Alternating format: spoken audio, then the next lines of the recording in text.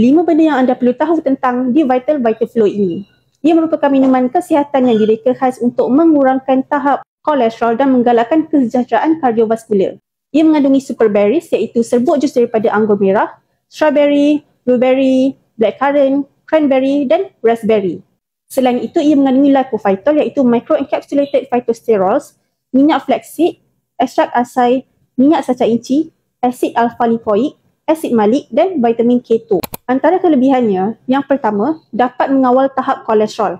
Dengan adanya lipophytol iaitu phytosterol yang diambil daripada pokok pine, ia mempunyai struktur yang serupa dengan kolesterol. Apabila kita konsum, ia akan bersaing dengan kolesterol untuk penyerapan dalam sistem pencernaan. Dengan itu, mengurangkan jumlah kolesterol yang diserap ke dalam aliran darah. Dengan adanya teknologi microencapsulated, ia dapat membantu phytosterol ini daripada degrade oleh asid perut dan diserap secara control release dalam usus. Yang kedua, membantu mengelakkan aterosklerosis. ALA di dalam ini dapat mengurangkan tekanan oksidatif dan keradangan yang merupakan penyumbang utama kepada aterosklerosis.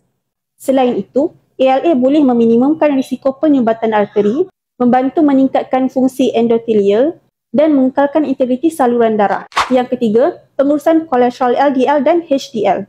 ALA dapat meningkatkan tahap kolesterol HDL, membantu mengeluarkan kolesterol LDL dari aliran darah dan menggalakkan profil lipid yang seimbang.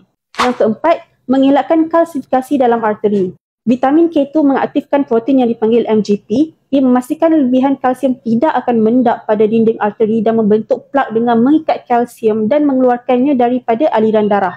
Seterusnya, menjadikan arteri sihat dan fleksibel. Yang kelima, meningkatkan kesihatan jantung. Pengurangan kolesterol dapat membantu mengurangkan risiko penyakit kardiovaskular seperti penyakit jantung koronari dan stroke. Apabila tahap kolesterol dalam darah terlalu tinggi, ia boleh menyebabkan pengumpulan plak di dalam arteri yang boleh menyebabkan penyempitan arteri dan mengganggu aliran darah yang diperlukan untuk jantung dan juga otak.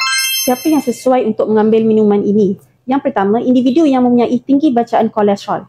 Yang kedua, mereka yang berisiko penyakit jantung seperti keturunan, merokok, menghidapi penyakit metabolik dan faktor risiko lain. Yang ketiga, mereka yang mempunyai tinggi peratusan lemak badan. Yang keempat, mereka yang mengamalkan diet yang tidak seimbang. Yang kelima, sesuai untuk semua golongan yang ingin meningkatkan kesihatan jantung. Cara minum boleh diambil 2 sachet sehari, 1 pagi dan 1 sachet pada waktu malam. Baca dengan 150 ml air, suhu bilik, kacau rata dan sedia untuk diminum.